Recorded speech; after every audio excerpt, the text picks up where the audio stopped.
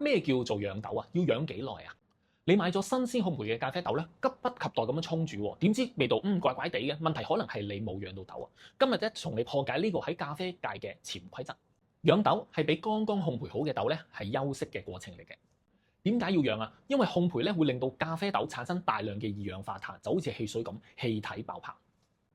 如果即刻沖煮咧，呢啲氣體會阻礙水啦同埋咖啡粉嘅接觸㗎，萃取出咧係唔均勻，飲落會有啲雜味同埋風味係好唔穩定嘅呢啲嘅問題㗎。咁豆要養幾耐咧？咁視乎烘焙度啦。咁淺焙豆咧，基本上養最少都14日咧，佢個風味先慢慢展開嘅。咁中焙豆咧就5至10日咧就最啱㗎啦。咁深焙豆咧就3至7日都可以。點知啲豆養好未？咁試下悶蒸啦。如果咖啡粉咧好似火山爆發咁膨脹咧，咁代表氣體仲係好多㗎。咁要等多幾日。當膨脹嗰個膨脹度溫和咧，就係一個最佳嘅時機啦。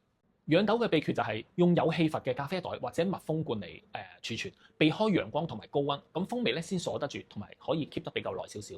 而家知養豆嘅重要啦，CC Chill Out 班嘅咖啡豆啊，養好即刻解鎖極致嘅風味。記得讚好、分享同埋訂閱我啊，順便 follow 埋我嘅IG 啊！